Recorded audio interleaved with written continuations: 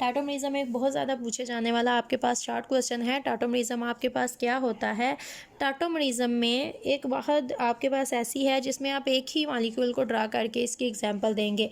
टाटोमरिज्म आपके पास ऐसे मॉलिक्यूल्स होते हैं जो कि खुद से ही इलेक्ट्रॉन देते भी हैं और लेते भी हैं। आपने हमेशा रिएक्शंस को स्टडी किया है। आपके पास दो डिफरेंट मॉलिक्यूल होते हैं। एक मॉलिक्यूल इलेक्ट्रॉन या हाइड्रोजन कह लें देता है और दूसरा जो है वो रिसीव करता है। लेकिन टाटोमरिज्म हमारे पास वो एग्जांपल आती हैं जिसमें हमारे पास क्या होता है, self ionisation, self donation of proton होती है। यहाँ पर हम एक अमाइनो एसिड की एग्जांपल ड्रा करेंगे। This is carbon. इसके यहाँ पर प्रेजेंट है आर ग्रुप, यहाँ पर प्रेजेंट है हाइड्रोजन, यहाँ पर प्रेजेंट है कार्बोक्सिलिक ग्रुप, यहाँ पर प्रेजेंट है अमाइन ग्रुप। यह आपके पास अमाइनो एसिड होता है जिसको आपने स्टडी भी किया है।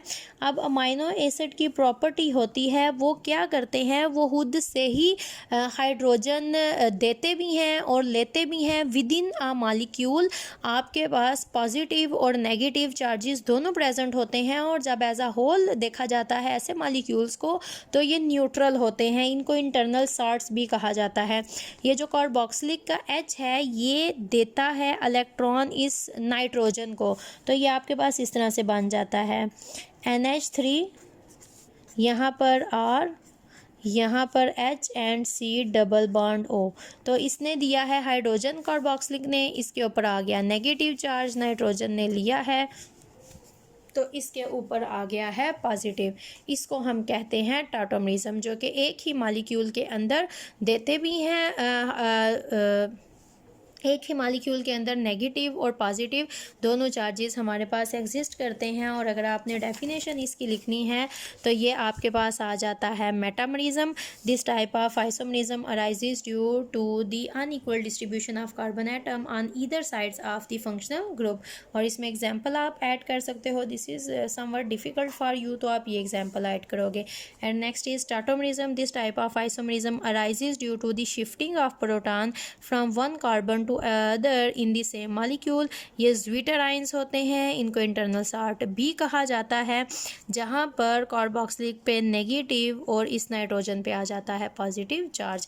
And this is your types of structural isomerism. अगर स्ट्रक्चरल आइसोमरिज्म डिटेल में लिखने के लिए आ जाए तो आपको पता है it is further divided into 5 different types, जिसमें चेन आइसोमरिज्म है, पोजीशन आइसोमरिज्म है, फंक्शनल ग्रुप आइसोमरिज्म है, मेटामरिज्म है, टाटोमरिज्म है एंड सिस ट्रांस आइसोमरिज्म है। क्लियर? या सिस ट्रांस टाटोमरिज्म है।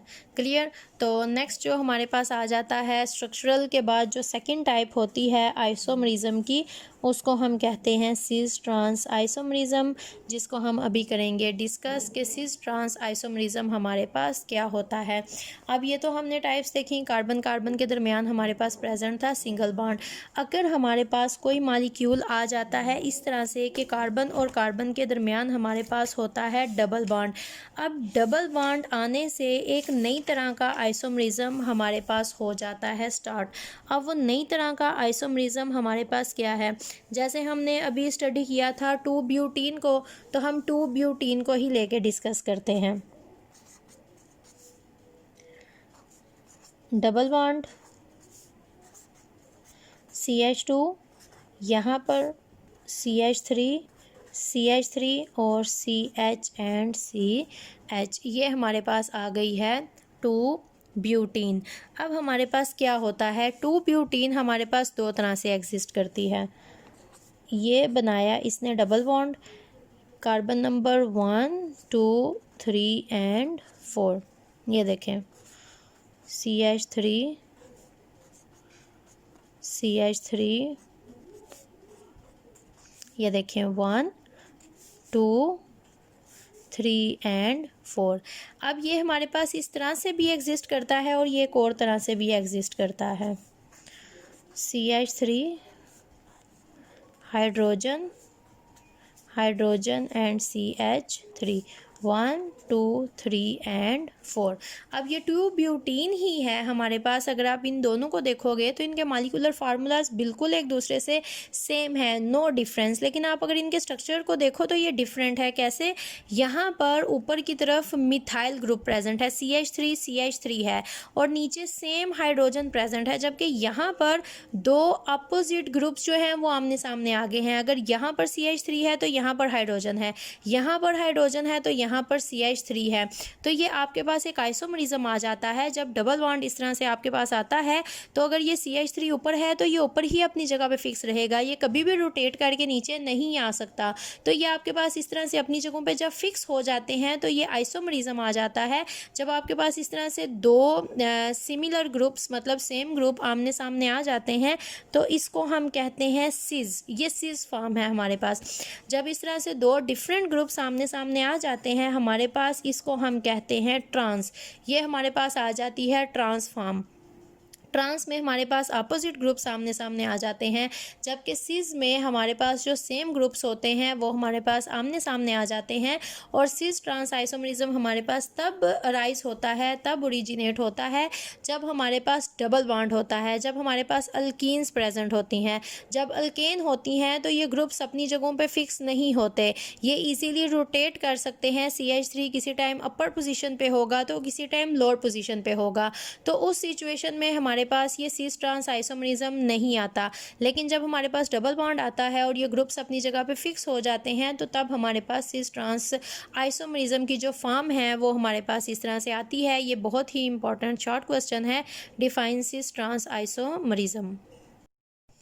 अब आइसोमरिज्म के टॉपिक में जो हमारे पास सबसे लास्ट क्वेश्चन आता है वो हमारे पास आता है, why there is no free rotation around a double bond and a free rotation around a single bond. पहले तो इस क्वेश्चन में उन्होंने पूछा क्या है, इस क्वेश्चन में उन्होंने आपको बताया है कि जब हमारे पास कार्बन कार्बन के दरमियान डबल बॉन्ड होता है तो फ्री रोटेशन नहीं होती, जबकि जब हमारे पास कार्बन और कार्बन के दरमियान सिंगल बॉन्ड होता है तो हमारे पास फ्री रोटेशन होती है। और आगे उन्होंने इसको लिख दिया है डिस्कस, कि इसको आप डिस्कस करें कि ऐसा हमारे पास क्यों है। तो ये बहुत एक इम्पॉर्टेंट क्वेश्चन है, पेपर में बहुत ज़्यादा पूछा जाता है, इसको हम डिस्कस करेंगे। सिस ट्रांस आइसोमरिज्म तब आता है जब हमारे पास होता है डबल बॉन्ड। अब अगर फॉर एग्जांपल यहाँ पर ये सिंगल बॉन्ड होता, ये इस तरह से डबल बॉन्ड ना होता, ये सिंगल बॉन्ड होता इस तरह से, और यहाँ अपर पोजीशन पे CH3 होती, यहाँ पर CH3, यहाँ पर हाइड्रोजन और यहाँ पर हाइड्रोजन। तो ये जो सिंगल बॉन्ड होता है ये इस तरह से इजीली रोटेट कर सकता है। मतलब अब ये कैप अगर यहाँ पर ये इसका हैंडल यहाँ अपर पोजीशन पे है और ये सिंगल बॉन्ड है, इजीली रोटेट कर सकता है, तो किसी भी टाइम कैप का हैंडल नीचे होगा, किसी भी टाइम अपर पोजीशन पे होगा, तो ये पोजीशन फिक्स नहीं होती, तो आइसोमरिज्म कभी भी ओरिजिनेट नहीं होता। अब जब यहाँ पर अगर आपने डबल बॉन्ड मतलब sp2 को स्टडी किया है तो डबल बॉन्ड बनता है जब यहाँ पर एक और हो जाता है ओवरलैप। जब यहाँ पर एक और ओवरलैप होता है तो फिर ये इस तरह से फिक्स हो जाता है। अब अगर ये कैप का हैंडल अपर पोजीशन पे है तो ये अपर पोजीशन पर ही रहेगा, ऐसा नहीं हो सकता कि ये रोटेट करें और ये रोटेट करके नीचे आ जाएं। अब ये फिक्स है। अब अगर इसको रोटेट करना है तो फिर क्या होना पड़ेगा, ये जो इनके दरमियान ये वाला बॉन्ड है पाई बॉन्ड, इस बॉन्ड को टूटना पड़ेगा। ये बॉन्ड टूटेगा तो तब ही ये जो हमारे पास सिंगल बॉन्ड नीचे बचेगा ये इजीली रोटेट कर सकेगा, और ये बॉन्ड जो है हमारे पास इजीली टूट नहीं सकता। तो हमारे पास क्या होता है, why there is no free rotation around a double bond. तो इसका आपके पास आंसर ये आता है कि पाई बॉन्ड की वजह से जो रोटेशन होती है वो रिस्ट्रिक्ट हो जाती है। तो अगर फ्री रोटेशन अभी भी मॉलिक्यूल को करनी है तो उसको पाई बॉन्ड तोड़ना पड़ेगा, और पाई बॉन्ड तोड़ने के लिए एनर्जी चाहिए होती है जो कि रूम टेम्परेचर में मॉलिक्यूल के पास इतनी एनर्जी नहीं होती कि वो अपने पाई बॉन्ड को ब्रेक करे और फ्री रोटेट करे, जबकि सिंगल बॉन्ड जो हमारे पास होते हैं वो इजीली फ्री रोटेट कर सकते हैं। आपकी बुक में उन्होंने इसका आंसर दिया है, आपकी बुक में इसका आंसर ये है, 2 carbon atoms joined by a single bond are capable of free rotation about it. However, when 2 carbon atoms are joined by a double bond, they cannot rotate freely. तो ये आपके पास यहाँ पर आ जाएगा, फिर उसका आंसर आपके पास यहाँ से स्टार्ट होगा। In the cis form the similar groups lie on the same side of the double bond, whereas in the trans form the similar groups lie on the opposite sides of the double bond. The rotation of two carbon atom joined by a double bond could happen only if the pi bond breaks. This ordinarily cause too much energy making geometric isomers possible. अब उन्होंने आपको बताया है कि हमारे पास क्या होता है, ये जो पाई बॉन्ड है ये फ्रीली रोटेट नहीं करने देता मॉलिक्यूल को, और अगर मॉलिक्यूल को फ्रीली रोटेट करना है तो उसे क्या करना होगा, उसको इस पाई बॉन्ड को ब्रेक करना होगा, लेकिन उसके लिए बहुत ज़्यादा एनर्जी चाहिए जो मॉलिक्यूल के पास नहीं होती। तो इसलिए ये जो हमारे पास सिस ट्रांस आइसोमरिज्म है ये हमारे पास होता है पॉसिबल। तो अब ये आपका चैप्टर और आइसोमरिज्म का टॉपिक हो गया है कंप्लीट। तो अब आपने क्या करना है, ये जो आपकी एक्सरसाइज है क्वेश्चन नंबर 4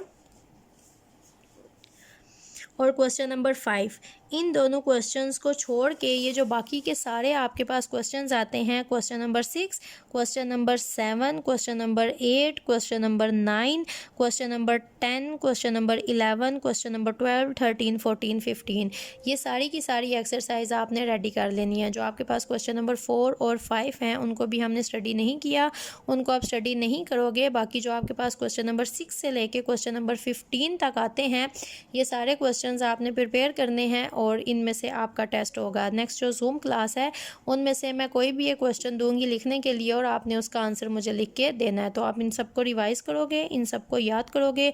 जो फर्स्ट 2 क्वेश्चंस हैं उनको क्वेश्चन नंबर 4 और 5 उनको हम करेंगे बाद में डिस्कस।